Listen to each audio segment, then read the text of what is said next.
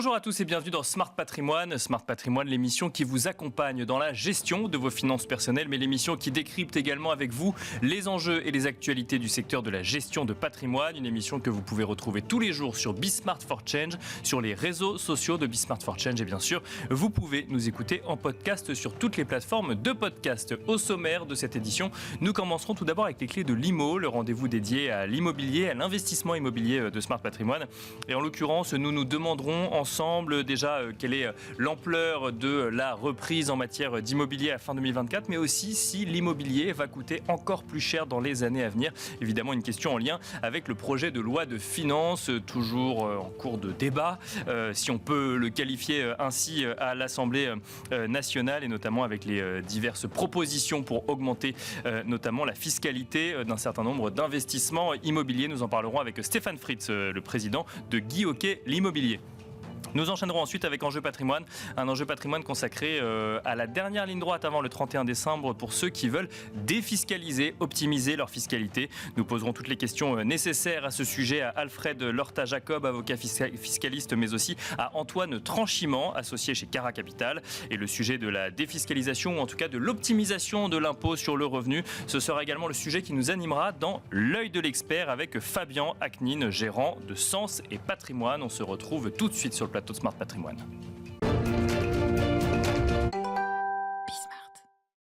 Et c'est parti pour les clés de l'IMO, le rendez-vous dédié à l'acquisition immobilière ou à l'investissement immobilier de Smart Patrimoine. Et aujourd'hui, nous allons faire le point sur la manière dont appréhender ce marché de l'immobilier en fin d'année 2024. Et pour cela, nous avons le plaisir de recevoir sur le plateau de Smart Patrimoine Stéphane Fritz. Bonjour Stéphane Fritz. Bonjour Nicolas.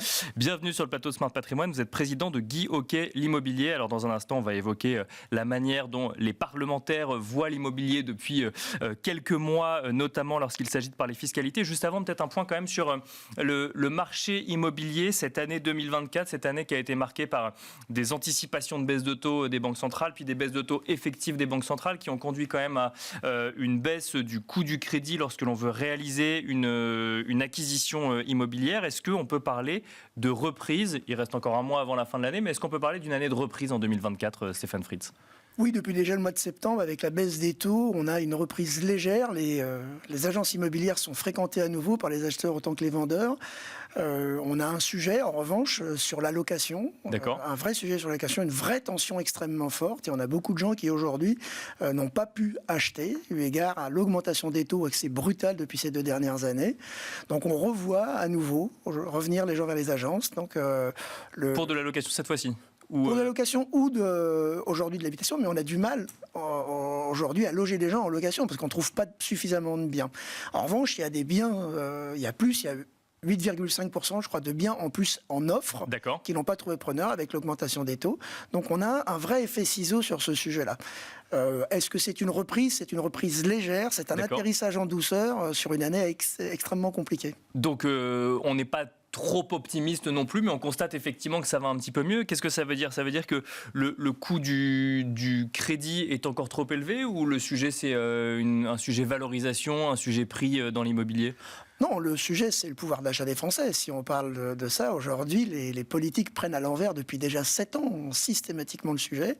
On fiscalise, on enlève les aides et on a de facto beaucoup moins d'impôts parce que quand le bâtiment va, tout va. Mmh. Donc, je vous donne l'exemple. Dernièrement, je lisais un article en venant en taxi ce matin et en fait, le CESE, aujourd'hui, le Conseil économique et social et environnemental, tire la sonnette d'alarme parce qu'il a vu passer aujourd'hui la part de l'immobilier dans le pouvoir d'achat, dans le budget des Français, de 19,6 à 26,6. D'accord. Aujourd'hui, c'est 35% d'augmentation dans le budget des Français. Donc, on voit bien que on aurait voulu, par le truchement de la baisse des prix, donner beaucoup plus de pouvoir d'achat, mais la réalité, c'est qu'on a encore cette année, malgré la difficulté aujourd'hui du marché, on a 2,5 d'augmentation au national des prix sur l'immobilier. Ça veut dire quoi? Ça veut dire qu'il faut que les prix baissent, que la fiscalité laisse un petit peu l'immobilier tranquille?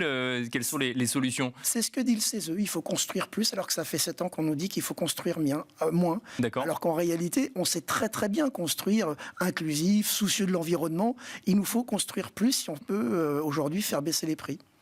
Un mot sur les discussions à l'Assemblée nationale et au Sénat sur effectivement ce projet de loi de finances. Alors, comme on ne sait pas ce qu'il adviendra de ce projet de loi de finances, j'ai sélectionné quelques propositions qui ont été faites sur ces derniers mois. Il y a eu la hausse des frais de notaire. À un moment, on a également évoqué la suppression du régime du LMNP, parmi d'autres, effectivement, propositions qui ont été faites en matière de fiscalité sur l'immobilier. Ça veut dire qu'aujourd'hui, à fin 2024, même si on ne sait pas exactement à quoi ressemblera la fiscalité d'une transaction immobilière ou d'un investissement immobilier dans les prochains mois ou prochaines années, il faut avoir en tête que la fiscalité va augmenter, c'est ce que vous dites à vos clients, c'est ce que vos clients ont en tête chez Guy Hockey l'immobilier ? La politique doit changer de ce point de vue-là. On doit avoir aujourd'hui un plan Marshall sur le logement, et la très bonne nouvelle, c'est que quand le logement va, en règle générale, les caisses de l'État se remplissent. À l'inverse, quand on fiscalise et qu'on contraint, les caisses de l'État, aujourd'hui, elles se paupérisent. Donc c'est exactement l'inverse de ce qu'il faut faire. Et les premières mesures montrent exactement ce que pense le président sur ce sujet-là. Il y a environ 12 milliards d'investissements en France, par an, vous connaissez bien ça à Smart Patrimoine, 12 milliards, il y en a 8 qui sont dans l'immobilier, il aimerait inverser la donne. D'accord. Il aimerait qu'il n'y en ait que 4 dans l'immobilier et 8 dans les entreprises. Le problème, c'est que l'immobilier rassure les Français, c'est l'investissement premier aujourd'hui. Donc il faut changer cette donne-là, il faut rester sur nos CAPEX, D'accord, il faut rester sur nos sujets aujourd'hui, il faut continuer à aider les Français à investir. C'est pas l'État qui va investir dans le logement et dans la construction. Les zinzins, les institutions, c'est en gros 22% historiquement. Donc on a besoin de monsieur et madame tout le monde pour venir investir, pour construire. Et il faut construire plus si on veut aujourd'hui que les taux, enfin que les prix baissent. Les prix ont encore évolué malgré aujourd'hui la contraction des taux. Bien sûr, et la difficulté à se loger. Donc il y a une volonté politique, il y a la réaction des professionnels de l'immobilier, puis il y a les investisseurs. Qu'est-ce qu'on leur dit à fin 2024 Là, pour l'instant, on leur dit que ça va augmenter. Donc on leur dit que les droits de mutation vont augmenter, on leur dit que les LMNP vont arrêter, que le Pinel va se terminer. Donc on leur dit qu'il faut aller mettre leur argent ailleurs. C'est ce qu'on est en train de leur dire. Et donc c'est un drame parce que le CESE, c'est exactement ce qu'il dit. Ça a augmenté de 19,6 à 26,6 la part du logement dans le budget des Français. Et c'est l'effet contraire qu'on attend. Il faut impérativement aujourd'hui faire que les prix baissent. Les prix ne baisseront que si on construit plus. Et moi, vous voyez, je dirige un réseau qui fait essentiellement de l'ancien. Donc, je ne suis pas concerné par ce que je dis, donc pas parti pris. Il faut aider aujourd'hui les promoteurs à construire beaucoup plus. On a besoin de plus de construction pour accompagner la démographie de la France. Si on regarde les tendances globales, alors là, vous, effectivement, vous êtes plutôt dans l'ancien. Est-ce que vous constatez qu'il y a des zones géographiques, des typologies de biens, des tailles de biens qui reprennent plus que d'autres ? On parle de reprise timide au niveau global. Si on rentre un petit peu plus dans le détail, quels sont les constats qu'on peut faire sur ce marché immobilier ? Plus de 2,5 en augmentation des prix sur le national, évidemment, avec une très très grande disparité. Par rapport à quoi, il y a un an ? Oui, par rapport à un an. Oui, d'accord. Donc aujourd'hui, on a une très très grande disparité sur des villes moyennes sur lesquelles ça a explosé en termes de prix ces 3 dernières années. C'est un retour à l'équilibre. Donc on a des baisses assez fortes. D'accord. Mais en réalité, au national, on a une augmentation encore de 2,5. Et on le sait, c'est ce que dit le CESE, c'est par la pression aujourd'hui, comme on n'a pas construit, on n'a pas suffisamment de logements pour loger les Français. Et donc il y a forcément, quand il y a une pression de la demande sur l'offre, de facto, les prix augmentent. Aujourd'hui, les acquéreurs qui poussent la porte d'une agence Guy Hockey l'immobilier, ils cherchent quoi ? Plutôt en centre-ville, plutôt sur les zones littorales ? C'est assez uniforme, il y a des tendances très claires ? Là, aujourd'hui, il y a une pression assez forte sur le PACA, sur la Bretagne, sur le bord de mer, en fait, tous les beaux endroits, Paris encore également. Et sinon, l'acheteur, on sait à peu près qui il est. C'est-à-dire que c'est quelqu'un qui a entre 35 et 44 ans, qui est en couple majoritairement, souvent avec un enfant, et qui est locataire. Donc aujourd'hui, c'est plutôt ceux-là qui cherchent à acquérir un bien. Le retour quelque part des primo-accédants sur le marché, enfin, si tant est qu'on peut appeler ça des primo-accédants. Mais oui, avec un pouvoir d'achat supérieur, oui. Merci beaucoup Stéphane Fritz de nous avoir accompagnés dans cette première partie de Smart Patrimoine, les clés de l'IMO. Je rappelle que vous êtes président de Guy Hockey l'immobilier. Merci beaucoup et quant à nous, on se retrouve tout de suite dans Enjeu Patrimoine. Et nous enchaînons à présent avec Enjeu Patrimoine, un enjeu patrimoine consacré à votre fiscalité et aux positions que vous pouvez potentiellement prendre lorsqu'il s'agit d'optimiser sa fiscalité d'ici la fin de l'année. Quelles opportunités restent-il ? Nous allons en parler avec nos deux invités, nos deux experts en plateau. Nous avons le plaisir d'accueillir tout d'abord Alfred Lorta-Jacob. Bonjour Alfred Lorta-Jacob. Bonjour Nicolas. Vous êtes avocat fiscaliste et à vos côtés, nous avons le plaisir d'accueillir Antoine Tranchimant. Bonjour Antoine Tranchimant. Bonjour Nicolas. Vous êtes êtes associé chez Cara Capital. Alors on va commencer avec vous, Alfred Lorta-Jacob, avocat fiscaliste. La fiscalité, donc c'est votre sujet. Il nous reste à peu près un mois d'ici la fin de l'année. Qu'est-ce qu'on peut faire dans une période comme celle-là? Est-ce que c'est trop tard déjà pour optimiser sa fiscalité, ou est-ce qu'il reste des opportunités dans un contexte un petit peu particulier quand même en cette fin d'année 2024? Exactement. En fait, on ne sait pas à quoi peut ressembler la fiscalité de manière définitive. Alors, il y a des opportunités de défiscalisation qui sont tardives si on s'y prend maintenant. C'est principalement ce qui concerne les investissements immobiliers. Ça, c'est un peu tard parce qu'il reste 3 semaines avant la fin de l'année et on n'a pas le temps d'y réfléchir, on n'a pas le temps, la signature des actes est tardive. En revanche, il y a encore tout un panel d'outils de défiscalisation qui existent. On peut penser par exemple aux dons à des associations qui permettent quand même d'avoir des réductions d'impôts assez significatives. En plus, le plafond, il a 20% du revenu, qui est assez élevé. Je rappelle qu'une réduction d'impôt 66%, donc assez attractif. Et puis ça permet d'orienter un peu, je dirais, son investissement vers des causes qui sont intéressantes, qui nous intéressent, qui intéressent le contribuable. C'est intéressant parce que le don, alors il y a d'autres choses, d'autres stratégies, Antoine Tranchimant nous en parlera également, mais j'ai l'impression que le don, c'est un peu au-delà de la volonté effective de vouloir faire une bonne action en lien avec ses valeurs, c'est un peu l'objet de défiscalisation de la dernière ligne droite, celui auquel on pense jusqu'au 31 décembre. Quoi. Oui, c'est exactement ça. C'est vraiment celui de la dernière ligne droite. C'est facile à mettre en place. Point de vigilance quand même, bien s'assurer qu'au moment de la déclaration, on a bien le reçu fiscal correspondant au don. Même si on ne l'envoie plus à l'administration, il faut le conserver. Ça, c'est un point de vigilance. On a d'autres types d'investissements dans les PME, qui sont assez attractifs aussi. Donc, on investit en capital dans une PME.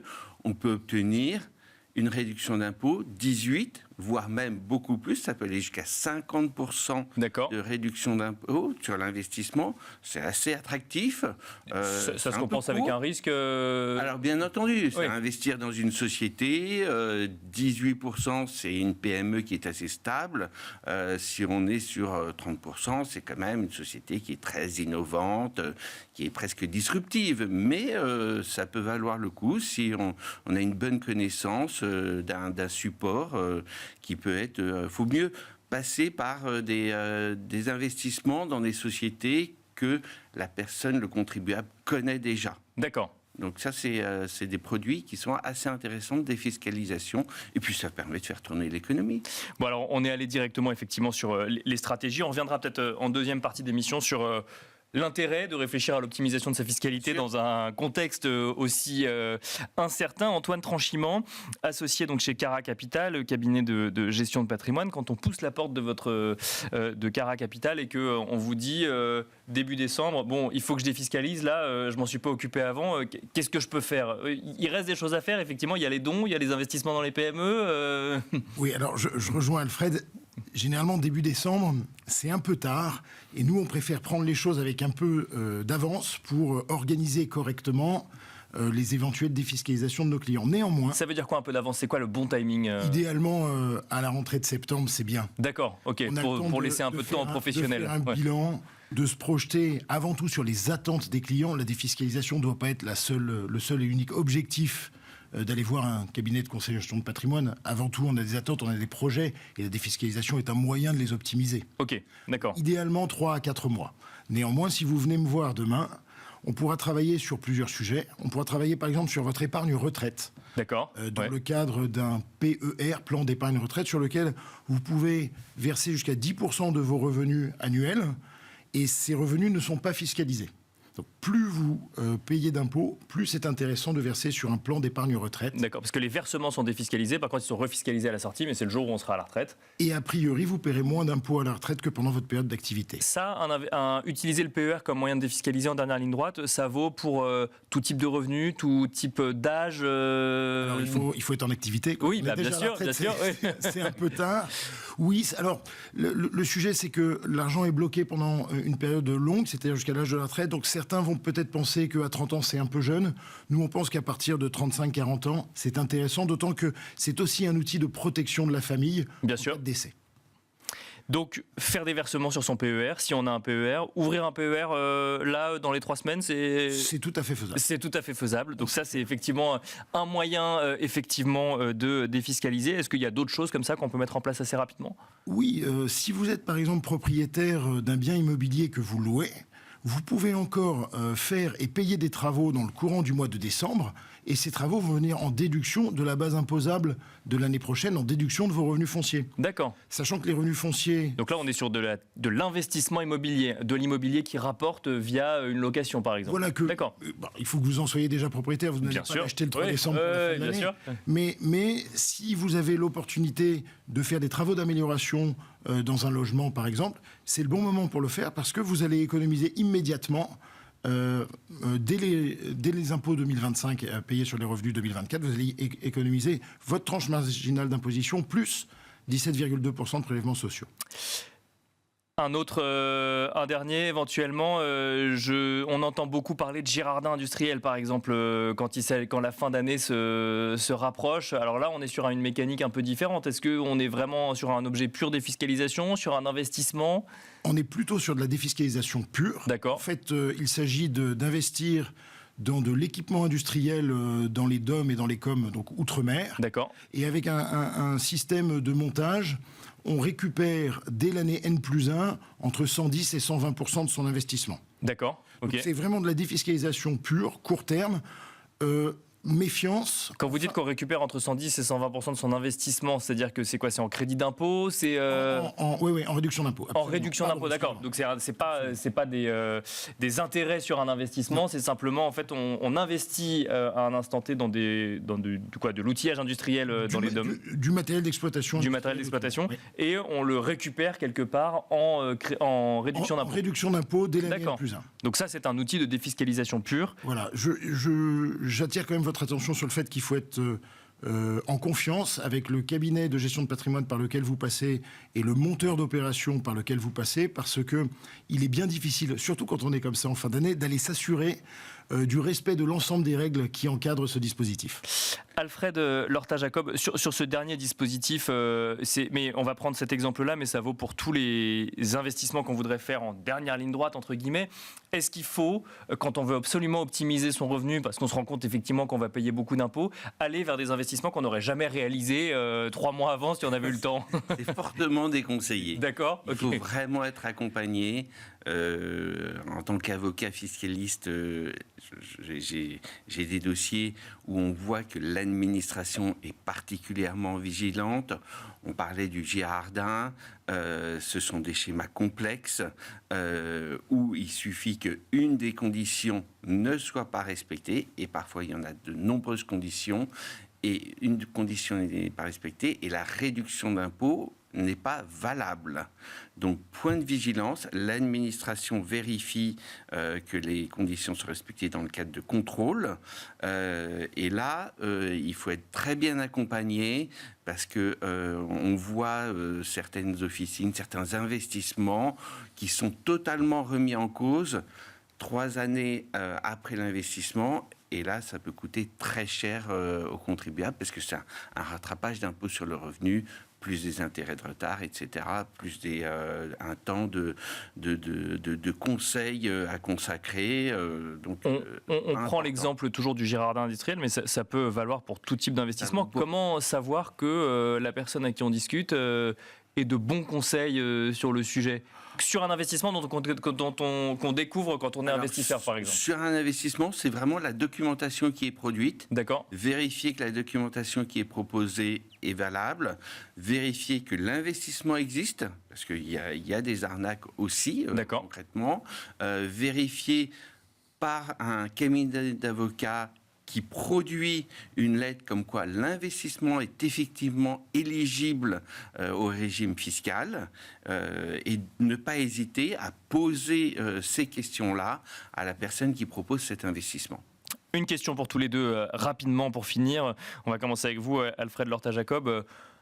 Est-ce que ça fait vraiment sens de chercher à optimiser sa fiscalité fin 2024 quand on voit que globalement, on ne sait pas Quelle sera la fiscalité réellement votée, si jamais elle est votée, si jamais elle passe en 49.3, si jamais les parlementaires arrivent à se mettre d'accord? Il y a eu quand même toutes les possibilités qui sont sur la table aujourd'hui. Est-ce que on arrive à faire des choix quand même en tant que Oui, particulier? on arrive quand même à faire des choix quand même de vigilance, mais on arrive toujours à faire des choix. Il se peut que la loi de finances ne soit pas votée au 31 décembre.